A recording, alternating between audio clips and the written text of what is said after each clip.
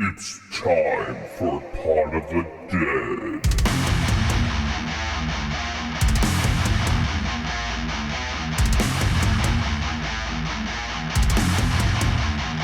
Join us!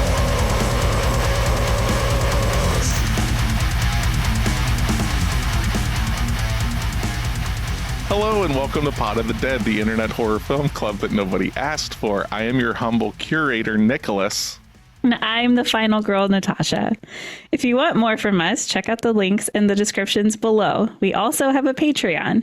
Thank you to our members who have already joined. As a member, you get voting power for a movie choice, as well as the first look at our movie lineup each month. As always, don't forget to spread the love by rating and reviewing on Spotify or wherever you listen. Your support means so much to us.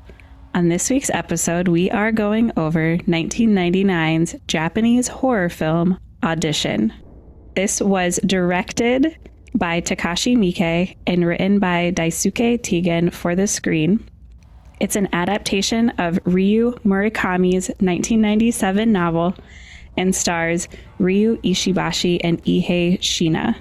You did it! You did it! The film follows a middle-aged widower who enlists the help of his film producer friend to stage a fake audition in order to meet a new girlfriend, only to find out the dark past of the woman he chooses severely affects their relationship. Severely is an understatement. So, this would be our third film for Foreign Film February.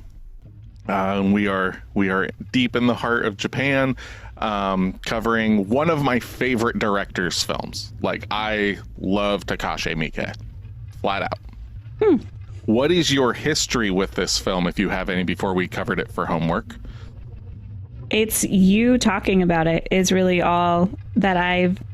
No, you're the only person that has given me any insight to it. So okay. It was nice to finally see it, something that you've seen so many times, and now I get the reference. And then also, without giving anything away, how do you feel coming out of the film? Not as dirty as I did week one. I liked this. Not saying anything else, but yeah, it wasn't as appalling, I guess, as I expected it to be. I liked it. Good. Yeah. So this film is kind of responsible in a way. It's not responsible. It is tagged as being like a huge influence for and I hate this term, but people know what I'm talking about, for being a big inspiration for the torture porn stuff that came out after this, because of how hard it does go in its third act. But by no means is this a torture film or anything like that. I think this is way higher than something that would just be, violence for violence sake. Right. So, Takashi, like I said previously, Takashi Miike is one of my top 3 directors, period. Not just a horror director, but director. And I'll give you a listing of some of his movies, and you, Natasha, will hear some and be like, oh, this makes sense. Okay. So he's responsible, most notably, for, in 2001, Ichi the Killer, Visitor Q. In 2003, he did Gozu. 2003, he also released the original One Missed Call. Okay. He then did Sukiyaki Western Django, which is a Japanese spaghetti western, and it's produced by oh my god, Quentin Tarantino. It's a fucking crazy movie. I love it. Okay. He's also responsible for directing 13 Assassins, which is my favorite movie. He also did the live action anime remake of JoJo's Bizarre Adventure, Diamond is Unbreakable Chapter 1. And another one of my favorite samurai and anime live adaptations he directed in 2017, he did Blade of the Immortal, which is another fucking fantastic. He is credited with, I believe it's 119 directorial film credits. Holy crap. This dude pumps out movies non-fucking stop. And they're all over the board. He does horror. He does samurai films. He does Yakuza films. He all over. Dramatic films. lots of anime and video game adaptations, but he has a very specific style. Like when you see his films, he has like, even when he's doing something like this, where it's like a romantic drama kind of film for a while, he's got a really interesting eye for things. But yeah, so this came out in 1999. What do you think its budget was? And I have this converted to American dollars. Okay. Its budget was, I think it was really low. $2.5 million. This was made for $250,000. Okay. $250,000. And then what do you think it ended up bringing in worldwide? This is so hard. You know, I should already have these numbers in my head before we record, because I know you're going to ask me every time. Yeah. And I never do. It made $1.1 million. It made $359,000. 853. So like $360,000. So it brought in, like, it beat its budget and stuff like that. But this is like one of those movies. This is coming out around the time of Ring came out from the same producing company, and then they had this made. So like this is where your J horror kind of stuff is like starting to influence Western films. And that's kind of like, on one hand, that is why we're covering it. We're not a film history class or anything, but this film is like, there's a reason that since 1999 it is still like, oh, you want to see like J horror and it's not ghosty? Oh, you got to watch Audition. Like that's the one. Is like then you can go from there, but it's like everything else is like, The Grudge or Ju-on, Ringu, all that kind of stuff, Pulse that we've covered last year and everything, where it's like this really like atmospheric thing. And this is not. This is not that. It's also it flips the script on you, because the first time that I watched this, which was many, many, many years ago, I thought I was watching the wrong movie. Because everybody's like, oh, you got to watch Audition. It's crazy. You got to watch it. And I'm like halfway through the film and I'm like, I think I'm watching like some sort of like Japanese love story. And then there are certain scenes that like start popping up. You're like, what the fuck is going on? But so this came out, like I said, 1999. World box office obviously didn't top the charts and everything. But just because it doesn't make that much money does not mean that it's not a great film or an influential film or anything like that. Because our box office top 10 is The Green Mile, Stuart Little. So I remember going and seeing Stuart Little in theaters for school. Like it was like for getting A's and B's or whatever, we got to go to the theater. So like little Nick is going and seeing Stuart Little while Audition's being released. It's always interesting to think about that kind of stuff. Number 8 was Runaway Bride. Number 7, American Beauty, which I believe won Film of the Year that year. Number 6, Notting Hill. Number 5, Tarzan. Number 4, The Matrix. So that's where we're at in the world. That's the one that makes sense to me. Number 3 is Toy Story 2. Number 2 is The Sixth Sense. Was the second highest grossing movie worldwide, but it wasn't even close to number 1, which almost made $1 billion worldwide, and that was Star Wars Episode 1, The Phantom Menace. Yeah, so there it is. I vividly remember this era of my life. Like, I remember, Star Wars is coming back, and being a young kid and playing Magic the Gathering for the first time and stuff. Like, I remember this. This is like late elementary, getting into middle school, right? Almost. You would have been in middle school, yeah. Yeah, so. I remember going as Padme for Halloween that year, not ever seeing the movie. Her costume was just really cool. Yeah, very, very cool. But when it comes to horror for this year, we had from number 10 up, we've got The Faculty, The Rage, Carrie 2, Stir of Echoes, This number 7 is a film that I remember seeing at the campground a lot, Lake Placid. Oh, yeah. Number 6, House on Haunted Hill, which we have covered in the past.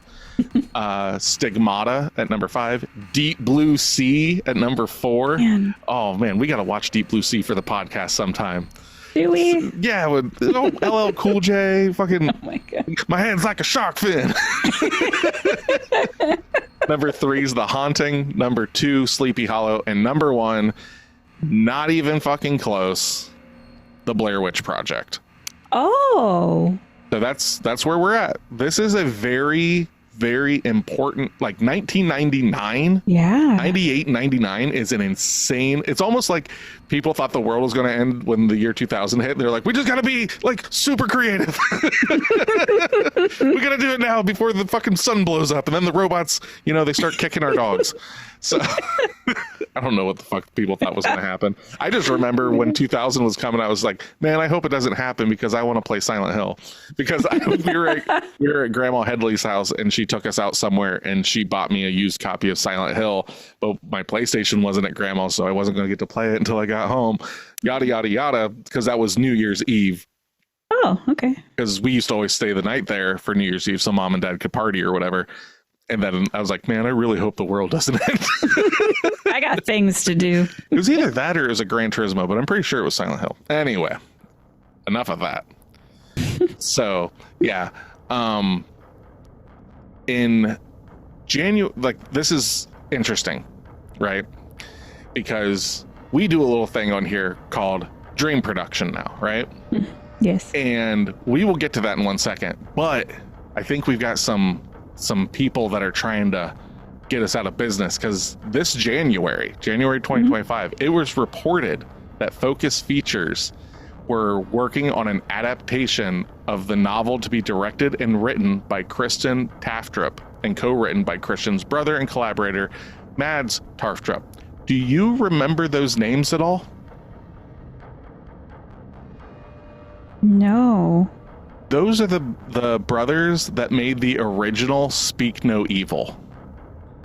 They're going to be adapting this movie. Possibly. Okay. I'd watch it. I would check that. Like, when I first started reading that, I was like, I don't want to see an adaptation of Audition. And then it was them. I was like, that's going to be grim. Yeah. So. Oh, nice. Okay, yeah, I would watch it. Mm-hmm. Yeah, I will check that out. If that ends up happening, and Focus is, those are the people, like, they're kind of like the, you've got A24, Neon, and Focus. Like, those are your three, so that would be an interesting one. I would check that out. Described, well, no, we won't get into that yet. Let's do our dream production, okay? Okay. I'm going to let you go first and tell me the Pot of the Dead Productions, Natasha executive produced Audition coming out. All right. So my director that I want for this is Alfred Hitchcock. Oh shit, you're going way back in time. We're digging up way back, yeah. Digging up Alfie. But that's really the only part of this that's old.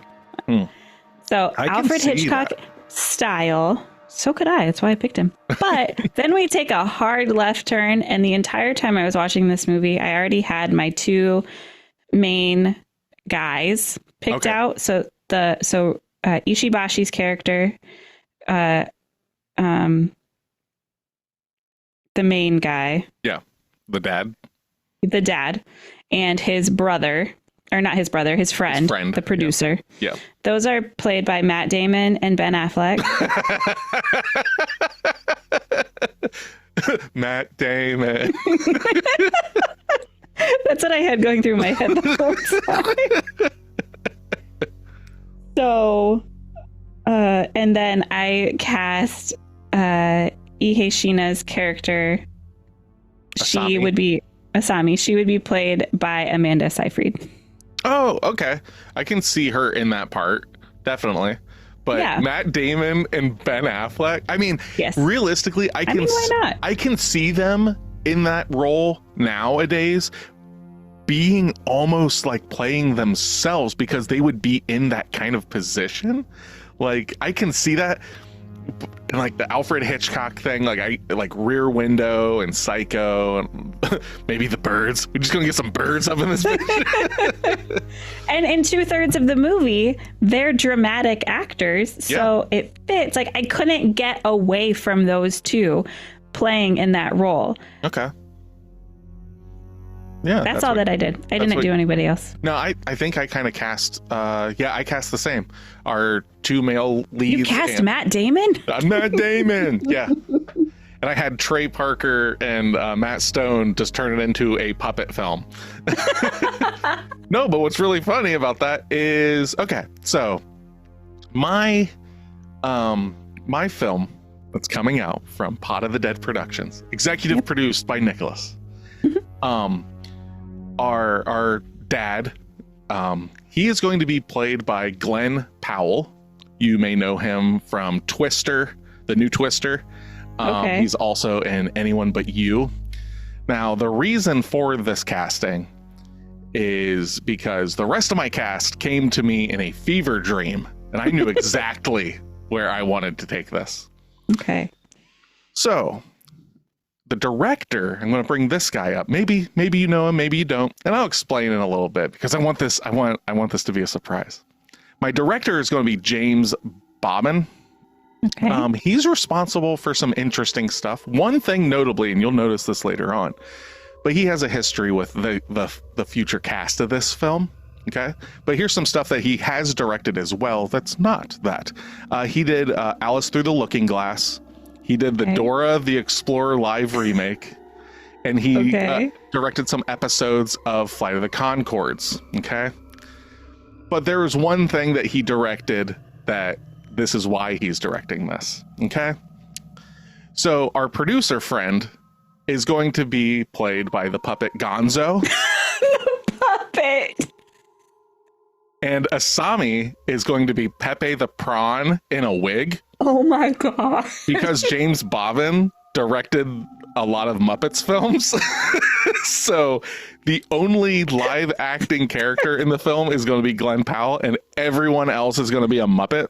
So there is the big audition scene, and it's Gonzo and Glenn Powell, and like half of them are going to be chickens showing up and all sorts of shit. And we're going to make Audition a Muppets film. Oh my god. Pepe the Prawn. Yeah, just in a wig, you know. Yeah, so I thought, like, because I was telling Steph about it, and she was like, so the girl's going to be Miss Piggy, right? And I was like, no, Miss Piggy's got too big of a personality. I was like, this needs to be something ridiculous. I was like, oh, Pepe, yes. Pepe has a huge personality. I know, but like, just put him in the long black wig and be like, all right, you're Asami. He's like, okay, I can do this. This is awesome. So that's what we're going to be doing here, all right? Okay. I'm here for this. Because also, I just want to see the final scene with Glenn and Pepe, like go like ding ding ding ding ding. I just want that. I just want that. There's so many bits of this film. I'm getting what is it? Crimes in Happy Time, I think is the name of the movie. Have you ever seen that? Yeah, I'm familiar with that. Yeah. That's what this is reminding me of.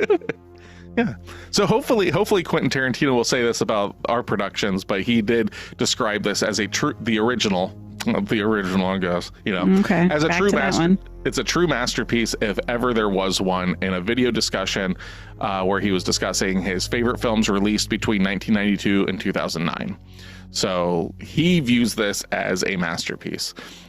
In the early 2000s, Time Out conducted a poll with several authors, directors, actors, and critics who have worked within the horror genre to vote for their top horror films, and Audition placed number 18 on their top 100 list.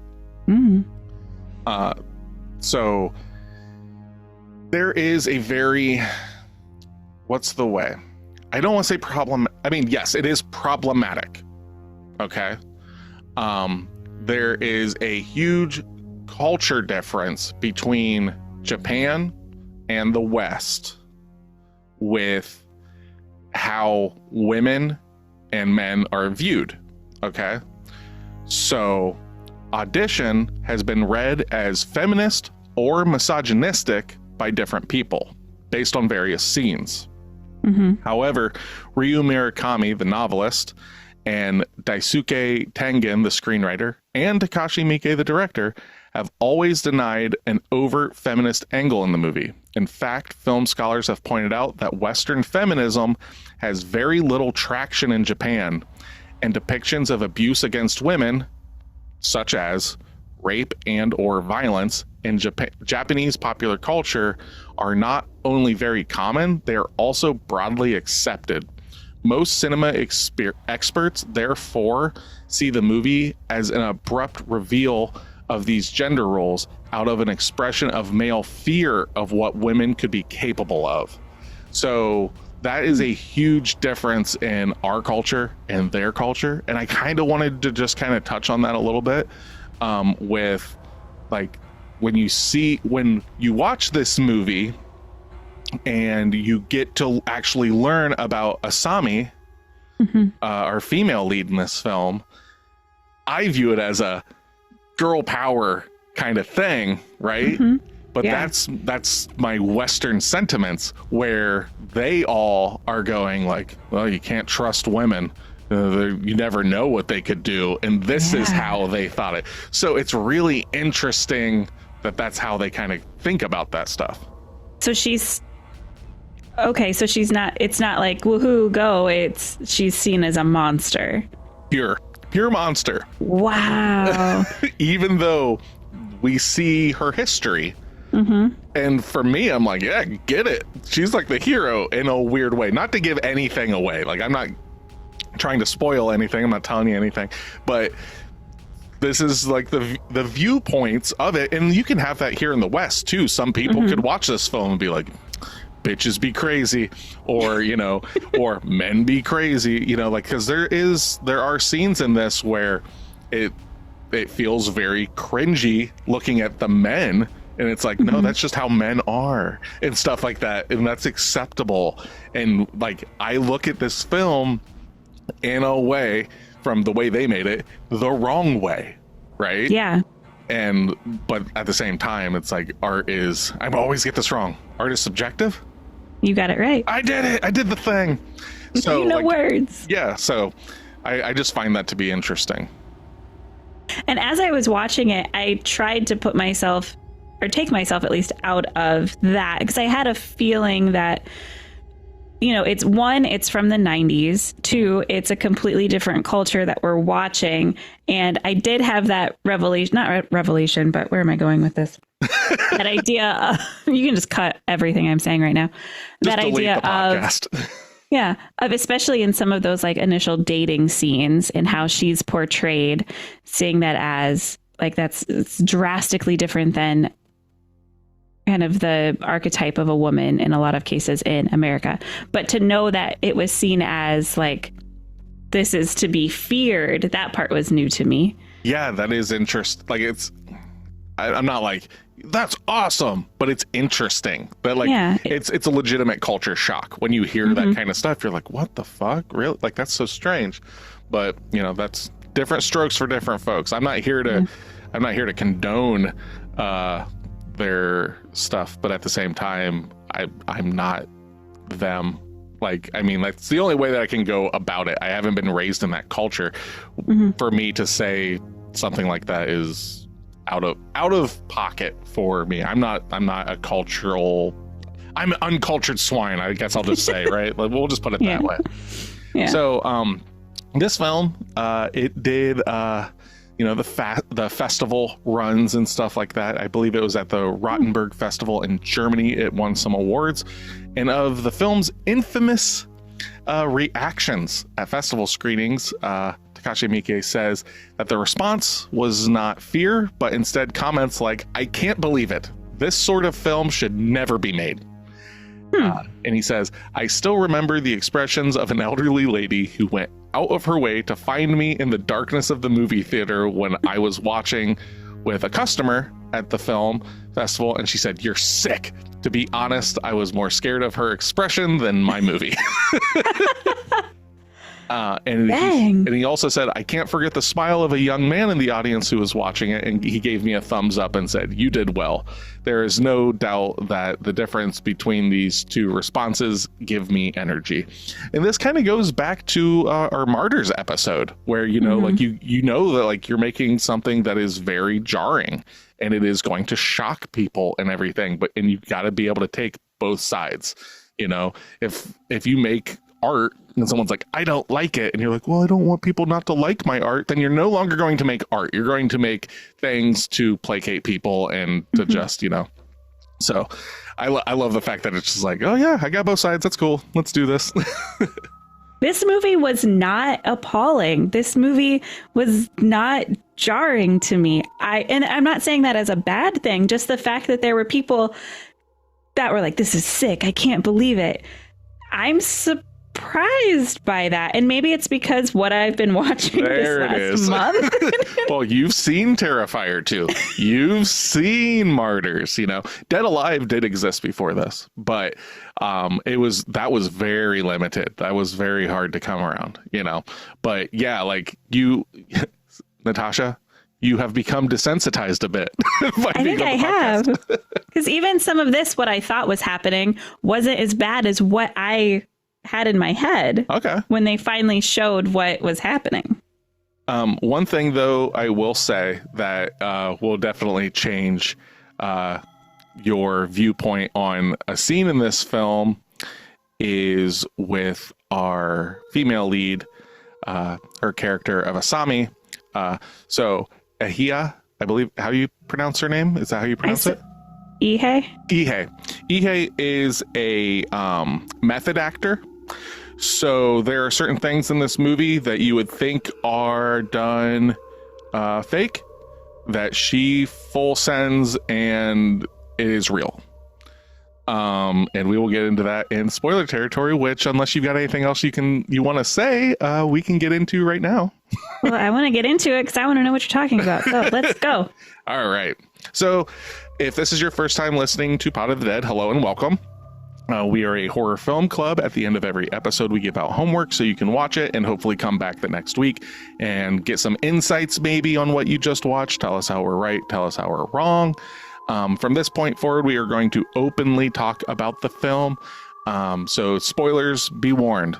So from here on out, you know, we're going to fucking go into it.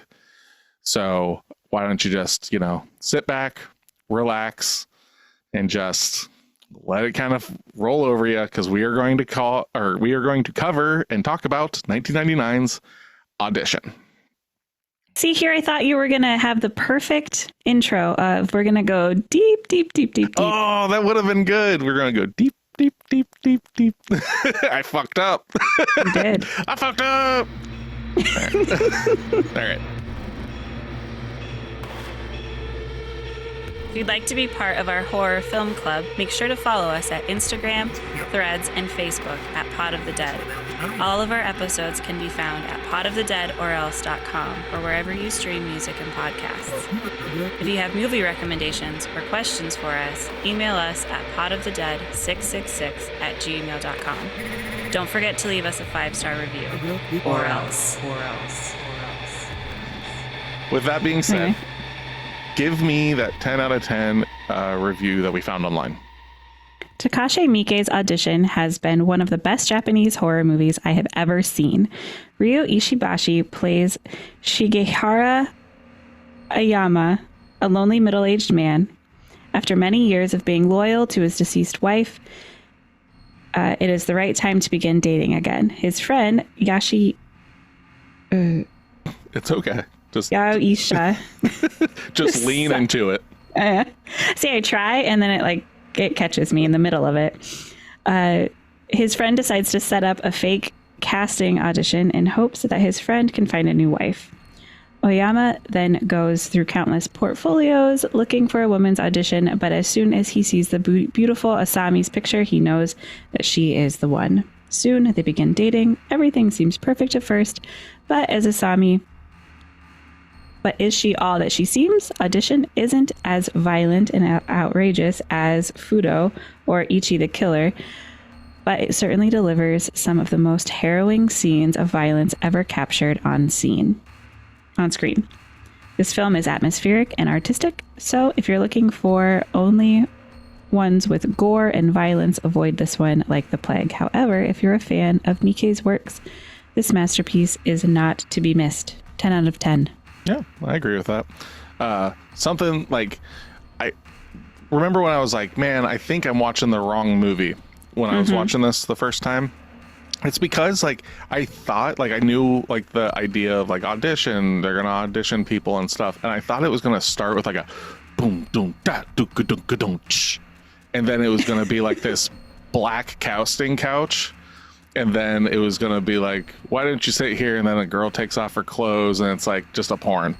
But that's a whole that's backroom casting couch stuff, and I thought that's what it was gonna be, and it was a whole different thing. So like, I'm watching this, I'm like, all right, we're gonna be watching porn today. Nope, it's not porn. I had to pull my pants back up, and then people are like, Jesus, sir, this is a Chili's. Oh my God. No, that's not what you thought watching this? Okay. So, yeah. Now that I got that out of my system. 1 out of 10. Are you serious? Audition might be seen as a character study. This type of film might appeal to psychologists and psychiatrists studying human behavior. Make that mental behavior. As a sane human being, though, I found this atrocious. I would like to speak to your manager. I swear every 1 out of 10 is written by a Karen. I mean, she's English. I mean, what the bloody hell? Some refer to it as a masterpiece. Seriously? Yes, the acting was very good. And yes, it was very disturbing. But honestly, this was horrible. The film is very slow moving. I mean, really slow. Even daily soap operas are more interesting and have more intrigue than this. Absolutely nothing interesting happens for the first 40 minutes. The film only starts getting direction when it becomes clear Asami, the girl with the annoying soft-spoken voice, has been lying all along. Well, yawn. This was uninteresting. Boring, to be precise. To be more blunt, there were characters here that had no purpose whatsoever. Character actions were questionable, and the final act's non-linear storytelling is so confusing that I had no idea what was actually happening. Was it a dream or visions? The film in general didn't make any sense. There's no explanation for Asami's character. Is she possessed? Is she a demon? Is she merely a figment of imagination? What the hell is going on? The final 15 minutes were so gross, it was almost unwatchable, and again, made no sense whatsoever. I hated this senseless film. Okay. Ma'am, well, pull up to window 2. Did you get the large fry with that? Okay. So, yeah, I can see it being too much for people and everything, but like, I don't know. I really don't know what's the way to put this? I don't know what you're expecting, especially nowadays, if you're coming to watch Audition, because it's like even in the artwork that, you know, it kind of gives away like that she's a bad guy and all this stuff, right? Or a good guy, depending on how you look at this film. Yeah. I think she's a good guy. But yeah, I don't know. Like, I do get that, like, the ending becomes very surreal. Like, it is hard. It is hard to tell if, like, he is going back through and, like, reevaluating what is going on. There's stuff that he wouldn't have actually seen, but he is seeing and stuff. But at that point in the film, I'm just along for the ride. Right. And there are bits where like conversations are different than how we originally saw them at the end. And yeah, like you said, I can look past, I guess, the confusion, because when it hits, it's very disorienting. And then you forget where you are in the storyline, and then it cuts to the apartment at the very end. Yeah. I'm fine with that because I liked how it ended. And yeah, the fact that you see her on the cover, so you already know that there's going to be a twist, that kept me in it. Okay. Had I not known there was going to be a twist, I probably would have been bored. So it made you look into her a lot more while you're watching the film. Right. Knowing something was going to inevitably happen kept me with it, because had it just been, 10 minutes after 10 minutes after 10 minutes, not knowing that there was going to be a shift. Yeah, I paid really close attention to her in the apartment and, the phone call and stuff like that more. Just waiting, because you don't know when the other shoe's going to drop. No. Yeah. And it's one of those things, like, this film is like almost 2 hours long, and I get it where people are like, it's so slow. And I think I told you that coming in. I was like, it is like, for a horror film, that's the way. For a horror film, you go into watching a horror film, nothing does happen horror for like a long fucking time in this movie, But there are weird things and things that make you slightly uncomfortable. Yes. I would say a third of the way into it. Yeah, like I'm just saying, like, I don't have this problem, but it's always one of those like caveats that I give out to someone that's like, have you ever seen Audition?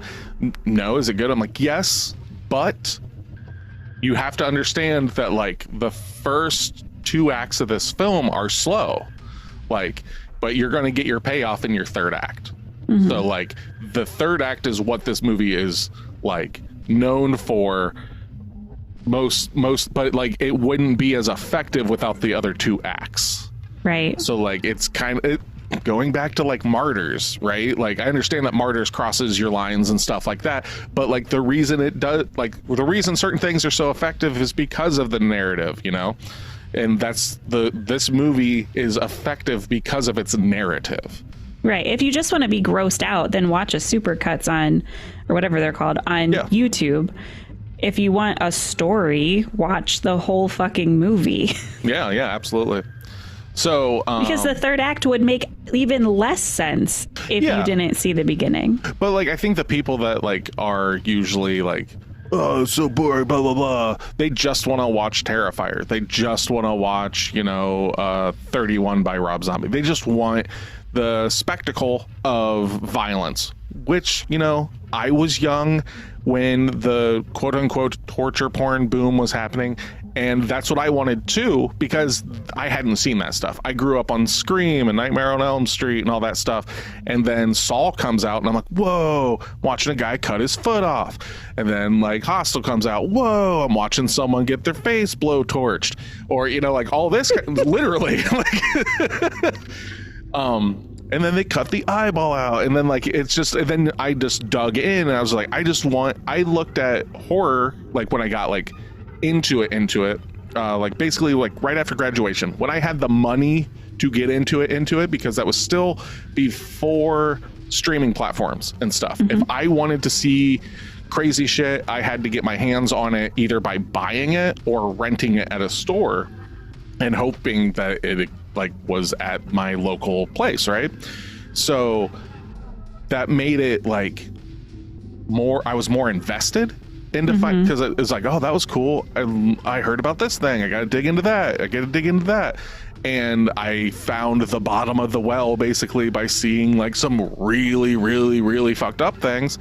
And then once you hit that limit, you're okay, well, I want to see other stuff, right? So like I get into things like there are times where I'm like, I just want this, like I just want Audition, where it's going to be fucked up here, but it's also just going to be like moody. And that's where this movie is just moody, and it has a weird atmosphere to it. It's one of those things where it's funny that you used Alfred Hitchcock.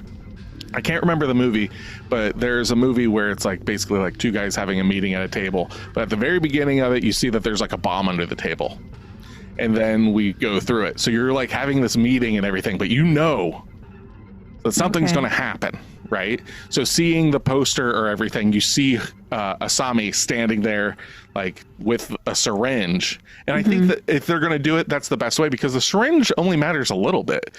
She's not holding fucking what are those fucking acupuncture needles or a fucking fiber wire, So Yeah, I think it did a good job of like telling you it is a horror film, but but I do remember seeing this like in my early 20s. Like it would have been like 2005, 2006. It would have been like after like Hostel and stuff came out, and that's where it's like, oh, crazy horror films, you gotta watch Audition. So that's when I saw it, and I've seen it a handful of times since then.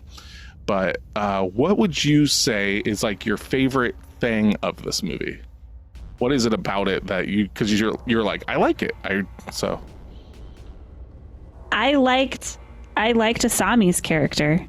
She's my favorite. I mean, yeah, the acting was, I didn't like the main character, the dad. I didn't think he was a good actor. He was either overacting or underacting. Oh, there's a scene where he overacts and I love it. Drives me nuts. When he's being told about the bar that someone was all cut up, and then like cuts to him, he's like, yeah! Like up against the wall. I fucking chuckle every fucking time, like, because I always forget about that. It's the only time he does it. Like, it's literally up against the wall, like, oh my god. But I think that comes from like, this is something that we've talked about in the past about like Japanese films, is their film comes so much more from theater than ours does. So like that's a big thing of over expression and stuff. Okay. Because like in theater you want to over express so that even the people in the back can see it. So like, all right, I just need you to look scared. And it's not like, oh, I'm just gonna look scared. It's like, I need to look super scared. Yeah. I love For that. seemingly a small, I mean, it's a big reason, but yeah, the reaction didn't match what was being said. And then the son on the flip side was underacting the entire time. Yeah. Especially at the end when he's like, oh, Dad, are you okay? Like, clearly he's not. Motherfucker's foot's missing. Right. He's got Dad? needles everywhere. I hope you're okay. Like, just call the goddamn ambulance. Anyway. So you mentioned that Takashi Miike has his own style. Is camera angles anything to do with his style? So it's not that camera angles are his style, but like there are specifically two different styles that are going on in this film. So like all the dating stuff, when it's almost like from what he's thinking is going on, it's very just perfectly like squared and everything. But anytime something is wrong, the camera is just slightly tilted. And then it almost gets like more and more tilted as it goes on. And it just because of that, it makes you feel off center. It feels like there's something wrong here. Oh, the camera angle's weird. It's just unsettling.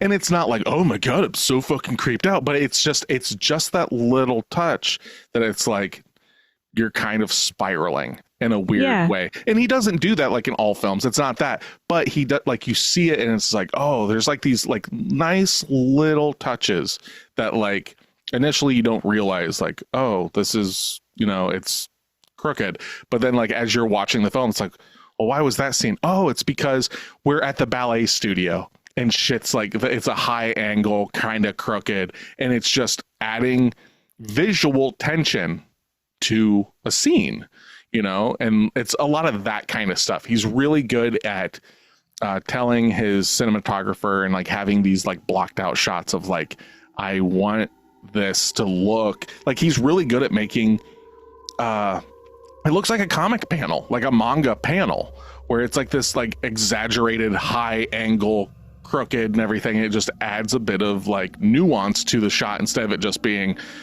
they're here, So. And then some of the editing seems really choppy too, where you're switching from camera to camera to camera. Yeah. And is that supposed to convey the same like unsettle? Because to me, watching it, there were some that were so glaringly obvious that it seemed messy. But knowing that Takashi Miike is so prevalent in film, I'd also like to give him the benefit of the doubt that it was intentional. Yeah, and it probably was. Like, I by no means am I like a film grad or anything like that. But there are reasons some directors use harsh cuts, and it's for that like keeping you on your toes and stuff like that, so it might be, I'm not exactly sure exactly I'm not sure exactly which scene you're talking about, but like later on in the film, like in the third act and shit, it is like there are a lot of harsh. I think it's supposed to make you as confused as our male protagonist, because hold on, because I was saying, is this a dream? Is he now reinterpreting? And like this is how I look at it. Okay, I'm not talking about the film shots and everything, but like how the narrative goes is we're watching the film. He's so in love with this younger woman that he's willing to overlook every red flag is how and then once it's too late, it's just like red flag, red flag, red flag, red flag. She starts talking about her uncle and like all of this stuff and being beaten and thrown down and molested and all this horrible stuff. And it's that whole thing of like, dude's just out here thinking with his dick. Like, yeah.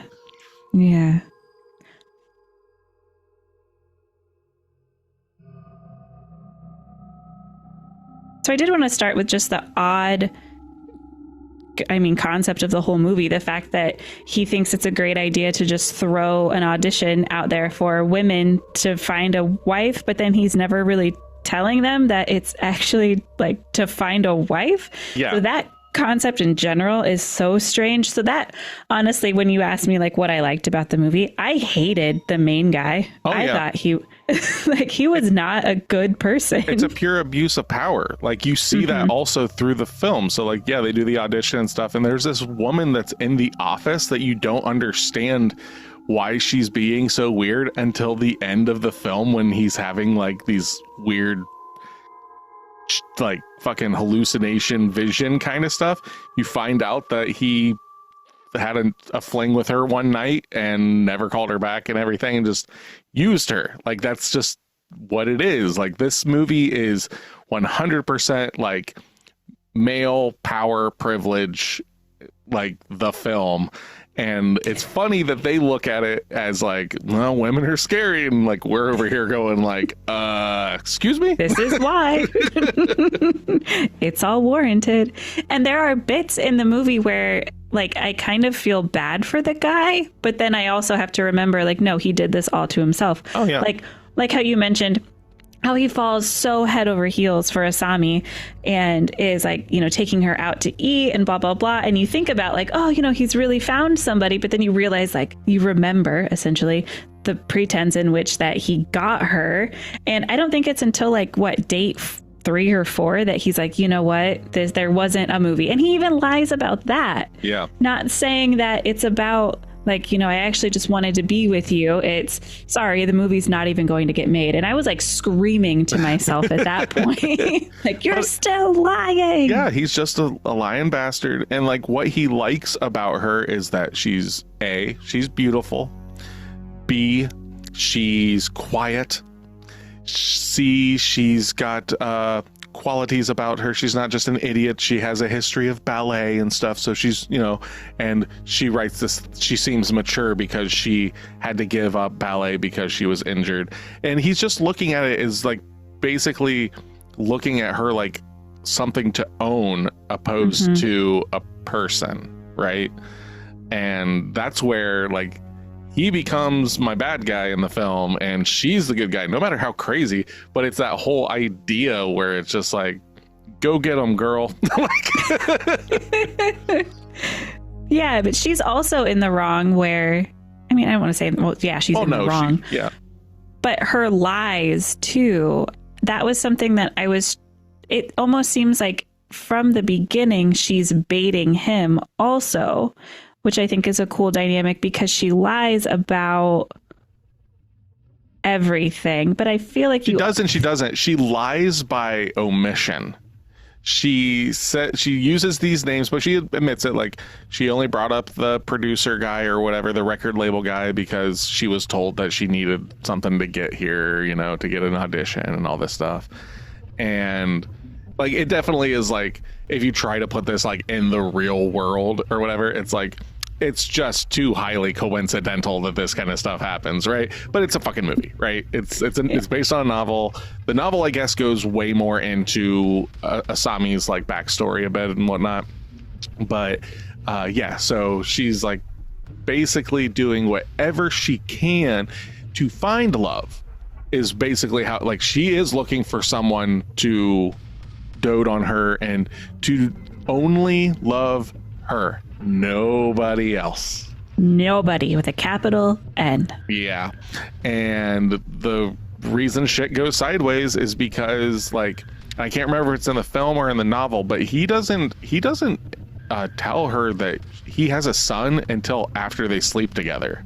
Mm-hmm. She doesn't know about that, and that's when she goes off the deep end now, because words are lies, right? It's literally the quote that she uses later in the film is one of my favorite quotes in a lot of films.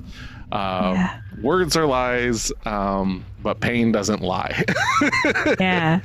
So are we supposed to believe that the bar owner was sleeping with the record producer? I was trying to put those things together. Let me see if I got this. So the record producer guy, right? Mm-hmm. That is the guy that's in the bag.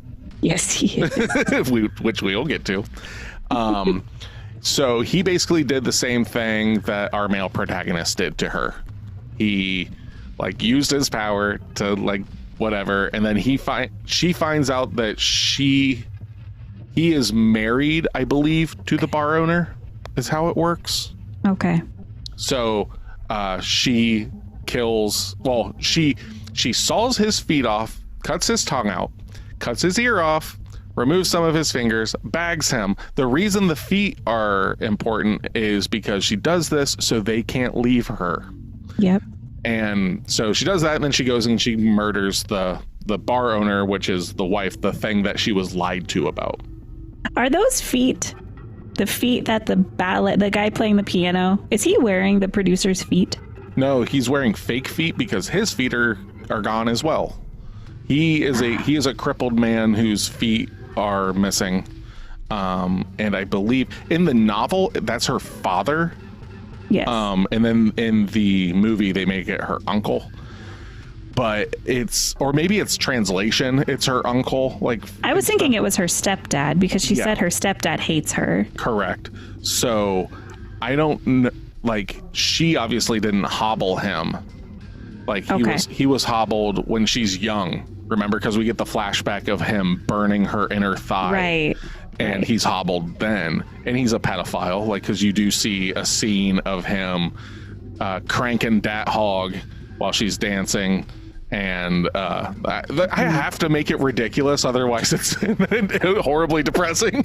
No, it's not that you're making it ridiculous. I was remembering that scene, and that was a cringy face for his. And it's so subtle, like it's just kind of in passing. Like I think that's the kind of stuff that's like it could have been. There are like really weird, like gross, like when he's crawling to her and stuff. It's so uncomfortable. But I think it's meant to be. It's meant to be uncomfortable. He's not like, oh, this is cool. It's like, no, this is so, like, you're not supposed to like the uncle, right? Yeah. So, yeah, she just, if you lie, then she go and cut your feet off, throw you in a bag. And this is where her method acting comes in. She throws up in a bowl. Oh, it's that scene? She literally is throwing up in that bowl. Oh, that makes it even worse. Takashi Miike was like, hey, yeah, no, we'll do this. And she's like, no. She took it up. No. To really get into the scene, I really need to do this. Wow. So she threw up in that bowl and brought it to him. Now, I don't believe that that's the throw up that the guy is eating and stuff. But yeah, that scene of her like retching off in the background that's actually happening. Wow. That scene was so... like, how did he even get to her house? See, and that's the thing where it's just like... there's like... Yeah, really kind of weird, like, unreliable narrator kind of stuff. He obviously has never been there, but he is seeing this bag roll around and stuff, because what was your reaction to seeing this massive bag the first time? And it wasn't moving the first time you see it. The first time I saw it not moving, I went, there's a body in there. And then it moved, and I went, are we watching a sci-fi movie now? I didn't understand because it moved so erratically. Yeah, it just like... That was creepy, but I love that scene of her just curled over herself with the old phone in the distance and then the bag further back. And then you just see the phone's ringing and you see her smile. You love creepy smiles. I do love creepy smiles because it's so menacing. Yeah, that is a good job of a creepy smile. Like that scene. Yeah, like I 100% agree. Her just in that quiet fucking room. There's nothing going on. There's just the bag and the phone and her face down, dark hair flowing, and then the phone's ringing, and the camera's close in, and just the lips curl up. So good. Mm-hmm. And even before that, just that cut of seeing her curled over that's that instance, and that's not super far into the movie. So once that happened, I knew like I have to stick with this. This is going to build because she's like, I work a couple of days a week. Like, bitch, you don't work. You sit in this room. What are you doing? Well, she got to take care of her pet in the bag. Oh my God. So is she really taking care of him? It's hers now. Like that's how I look at it. Like that's true. You're my pet now. That's how I look at it. Like I look at it like, even though like I said, this is not their intention, right? They women are scary. Like that's their intention of making the film. Mine is, oh, you thought you were going to own me. You lied to own me. Now I'm going to fucking own you and you're not going to go away. And I'm going to love you. I'm going to love you so good. But I also have to keep you in check. So you live in a bag and I cut off body parts whenever I need to show you that you don't screw around. And you get to eat my puke. Yeah, that part. I mean, what else is he going to eat? It doesn't have a tongue, I guess. Yep. So I just need, there's certain things I just need from you. What was your reaction to seeing him come out of the bag? Oh, I was shocked. I didn't expect him to be so grotesque. I didn't expect him. Because like I said, I thought when I saw the bag rolling around, it was a creature. Yeah. So then for it to be a human dismembered crawling out of that bag, that took it to a whole other level. And then I realized, because it shoots to the hand, his mouths and stitches it gives me a visceral feeling that I don't like. So when I saw that, I instantly realized, okay, this is the producer. These body parts are missing because they were found in that bar. Yeah. And he's just so dirty and deformed. And then he's crawling and then it just ratchets it up and then he's eating vomit. It was a very cringy scene. Now, okay. Talking about eating vomit.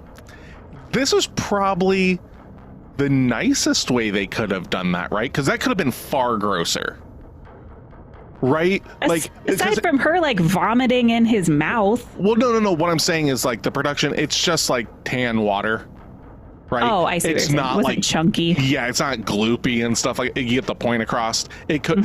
That's why I'm saying like you got to kind of think about it like this. They did the scene as nicely as they could, I think.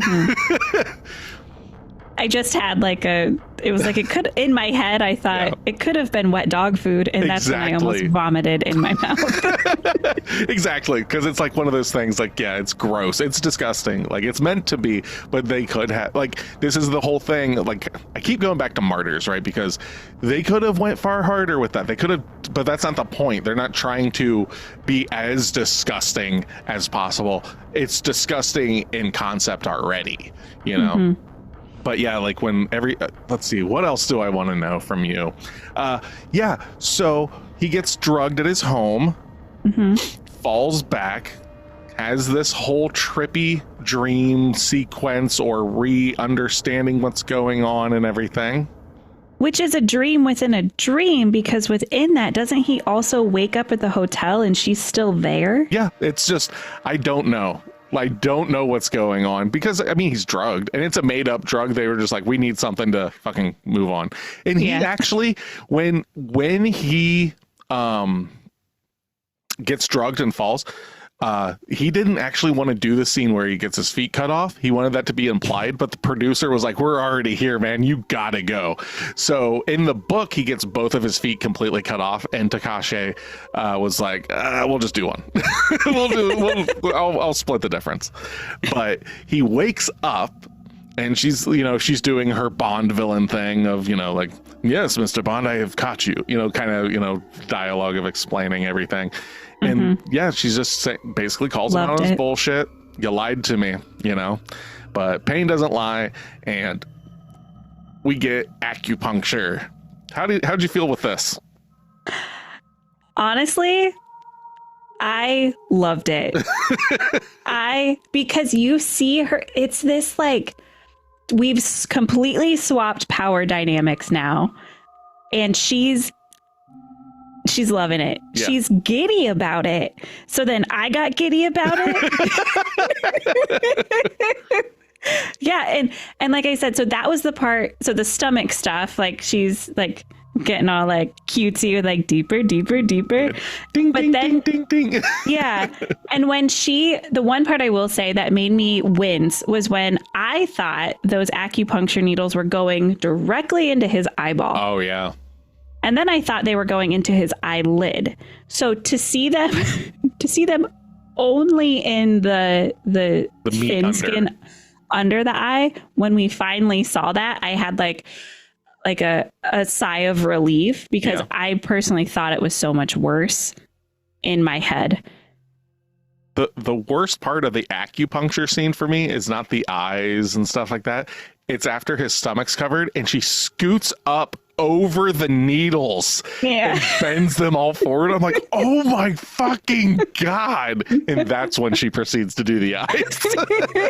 She's like, I just got to get comfortable right here. Hold on, let me scoot up a little bit. And I love the reveal of her when he's laying there, and you just see her like in a leather apron and long gloves, like in just the crack of the door, and she's looking through. It's so fucking good. Mm-hmm. And then, I didn't like, he was supposed to be paralyzed, and this is where I had a problem with him overacting. I know she said like your nerves will still react, but he was going too far. I would have liked it better if he was either completely still and you just saw like facial expressions, or if he wasn't completely drugged, because that kind of like it was just like, dude, settle down. Settle down. You're only being murdered. Right. This isn't going to be that bad. Just chill. He wasn't being murdered. He was being tortured. There's a difference. That's right. He was getting what's coming to him. Right. And I mean, come on. He fucked around and now he's finding out. Exactly. That's what this film is. And I don't know if he knew about, like, I was trying to remember. It seems like she only knew about his son because there was a phone call or something like that. I don't know if it's ever shown that he actually tells her. Yeah, I don't think so. I think it's just kind of like we gotta get this in on time and like probably cut some stuff down maybe. But I also like that because it still shows more deception. Yeah. Oh, absolutely. Because she found out on her own. Yeah. And he then she gets the fucking fiber wire out and just goes to town on that ankle. She's so happy. Yeah, she's having a fucking time. I'm so happy for her. So prior to the scene, though, you get to see her wire game when we're in that like weird trippy surreal dream sequence or whatever, because she cuts her uncle's head off with it. Yeah. So that whole sequence makes sense, but doesn't make sense. Like it's the reveal of what's going on, and we're understanding how horrible of a guy our male protagonist is because he just uses women and all this stuff. And then we're just like kind of shoveled back in. But I kind of wish that we wouldn't have gotten the razor wire head scene, because I think it would be more shocking that, okay, now we're going to do your foot, because the only other thing that we know is that that our bag boy has his feet cut off, but we don't understand until that. But like seeing the fiber wire, it's like, oh, she's a fiber wire chick, huh? That's her kink. I gotcha. Sawing people's feet off. And the uncle, slash stepdad, whoever the guy was, almost The seemed... ballerina pervert. Yeah, he almost seemed ready for it or accepting of it. Yeah. I think Seemed disjointed. I don't think that that's like supposed to be read as like this is the story as it is. Like that's where I'm saying like dream sequence nightmare, like Gotcha. kind of it's nightmare logic. Like this is just crazy shit going on and everything. And yeah, so even like when he's like having the dream of the dinner at like the red room, and he sees his late wife there, and she's like not her, and all this stuff. It's all this. I think that the way that is supposed to be is like you'll overlooked all these red flags. This is as bad as it could. Like everything that we like turned a blind eye to, here it is. Right. And that's just what you're supposed to take from it. Not in a literal sense, but just a figurative, like, she's fucking crazy. And then the son comes home. Dad, are you okay? Foot fucking missing. Other one in the process of being cut off. Acupuncture needles all over the place. Dead dog. All right. Yeah. Pour one out for the dog. Yeah. As soon as I saw the dog be like such a pivotal part of the movie, I knew he was going to die. Yeah. I just wish they wouldn't have shown that. Yeah. They didn't need to show like his cartoon face. It's such a bad, but that makes it better, I guess. Because I guess in the novel, it's far worse. Like it's like cut to pieces kind of thing. So son comes home, gets chased around with like a spritzer bottle, which I think is kind of supposed to be maybe like an ethery kind of thing or something. That's like what I was thinking. Him out.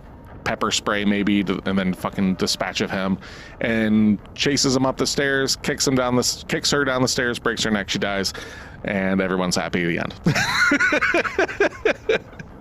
I didn't need any of that. I wanted it to end with him getting his feet cut off. Oh yeah. And then it just like, that's the end scene, is her like going to town, and then that's the end of the movie. I would have liked it like that, and then you just see like from, you know what? This is my final scene. Okay. And it just came to me. So we're seeing all that stuff. And then low shot camera of her like talking to something. And then you see as if the camera is in the bag as she seals up a bag. And then that would be the end of the film. So now he's bagged. I would be cool with that. I like it. That's either way, she got to live. Yeah. So, but yeah, so that's Audition. Do you got anything else that you want to talk about with this? No, you good on that? So, you've gotten through, these were the three films that we just watched are the ones that I curated for Foreign Film February. How do you feel coming out of that before we get into the Patreon voted on one? Accomplished. All right. I feel better for it. I'm glad we ended on this one. Okay, cool. Yeah. Nice. So let's get into our reviews. We'll start with you. I think, considering I know what you voted or what you scored our last couple, so When Evil Lurks and everything, I'm not sure, but I think in a weird way, I think you like this more. So I'm going to say that you're giving it a 9, but part of me also, I'm just going to say 9. I'm going to own it. What do you got? I'm glad you remember what I scored the others, because I don't. I'm giving this an 8.5. Okay. I think that's the same. I don't know exactly, but I think that's the same that you gave When Evil Lurks. Okay. I think you're right. Maybe I'll have to listen. Go back and listen for us, please. And then tell us that we're all wrong. Tell me what my thoughts were. Because I don't remember shit about fuck. I mean, I did that so much growing up with you, just being like giving you the most vague description of something. And be like, hey, Nick, do you remember that one thing with that guy? And you're like, oh, yeah, it's this. Like so many times. I really liked it. What was that thing I really liked? Yeah, I can remember that shit, but I can't remember a phone number. Yeah. So anyway, I'm giving it an 8.5. I will rewatch this. I will tell people to watch it. The acting was kind of the one glaring thing that I wasn't too fond of, which I already said. I really liked Asami's character. I liked the dynamic of the movie, and that he got what was coming to him at the end. Hell yeah. It's so interesting now knowing that she was still seen as like this monstrous figure when I got so giddy where other people would just be purely terrified about what was happening. Mm-hmm. Yeah, no, I love it. Like when he wakes up and she's getting out the needles. All right, it's I keep going back to Martyrs. Martyrs, the door opens and I go, oh boy, here we go. In this, it's like he gets drugged. I'm like, oh boy, here we go. And that's the big difference to me is me as a woman. In Martyrs, it's a woman getting assaulted, and you see that all the time, blah, blah, blah. I don't need to see that. No. But then I see a woman inflicting pain on a man, and that is 2 thumbs up for Tosh. 2 thumbs up and 2 feet off. Take it as you will. Right. So, yeah, right. What do you give it? Well, what do you think? Wait, I think I give it? This is a movie that you have talked about with me for years. So I'm thinking it's got to be at least a 9.5. So we're gonna go with a 9.5. I actually have a number in my head, but I wrote a number, so I want to make sure that I'm right. Okay, so I'm reviewing this as of just now watching it this time. Mm-hmm. I'm actually going to give this movie a 7.75, which is way lower than you would probably expect. Yeah, and I wouldn't have guessed I would have given it a higher score. Now, this is my reasoning. I've seen this movie a lot, right? And it's still really good. I own the Blu-ray copy of it. I really do like this film. It's just that it is so slow for most of the film. And I obviously don't have the connection with Asami as you do, because you're like living out your female rage through her. But this is not even like a top 3 Takashi Miike film for me. Okay. I do really like this movie. That's like, I'm obviously not throwing any shade to it, but it is a very important film, and that's why I talk about it, because I think it's like, this movie goes crazy, but it doesn't go that crazy, and it's definitely different. There is only one audition. I'll give it an 8. I think that's more fair. I don't know why I put 7.75, but it's because of the slowness of it. I am interested to see the remake, but I don't think it's going to captivate me as much as this did the first time that I watched it. This movie, the first time I watched it, I probably gave it like a fucking 9 or 10. Yeah. I've also seen this movie though for like 20 years. Yeah. So it's one of those things that as I've watched it, the score has dwindled, but it is still one of those things like, do I want an Audition poster in my house? It's like, maybe. Maybe I do. But yeah, so are you more interested now into checking out some more Takashi Miike films, or? I am. Mm-hmm. There you go. All right, cool. Well, then I did my job of curation. Yeah. So, IMDb gives this film a 7.1, which is actually pretty good for a horror film. They don't really, like, if you start hitting those 7s and stuff, it's like classic. Dang. So what does that give us for our final score? That gives Audition a 79. Nice. Dude, Foreign Film February this year has been banger central. I mean, you did rip off the Band-Aid early, so I think that made the next 2 films a lot easier for you. Would you agree? I think it made When Evil Lurks easier. I think I would have liked Audition regardless at any point. Yeah. Okay. Because like I said, the ending of that movie isn't jarring, and I wouldn't have seen it as jarring, because it's the female doing the torture. Yeah. I can get and that resonates so differently. That's exciting. It's not terrifying for me. Well, then I think I can't remember. I think Hostel 2 is women torturing people. So maybe you'd like that one. I can't remember. It's been a while. But so it's homework time. We're going to be doing our Patreon voted on episode. If you go over to patreon.com/Pot of the Dead 666, you can use your power to vote. And just set it up recently that your first week will be free. So I think it's like $4 or $5 gives you like your monthly power. That helps us, with like hosting all of this stuff and everything. This does not happen for free. We make it free for you, but we do definitely appreciate a couple dollars thrown into the can. For this month's Patreon episode, we are going to be covering Lake Mungo from Australia. Okay. So Lake Mungo is kind of like a documentary, found footage-y kind of horror film. So that is what Patreon has said. No, sir, you will be watching Lake Mungo. So okay. We will definitely be taking a tonal shift from our previous 3 for this month. So, like I said, go over to Pot of the Dead 666, patreon.com/Pot of the Dead 666. And like I said, first week free. We in a couple, let me think here.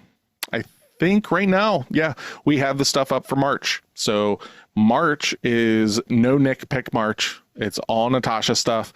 And then even the Patreon voted on episodes is a list of movies that Natasha picked that you would have a choice to pick. So even if you come over for 7 days and cancel and not pay us, that's fine. Get in there, get that vote, Maybe you stick around. Who knows? So for Pot of the Dead, I am Nicholas. I'm Natasha. Come back and listen to us, or else.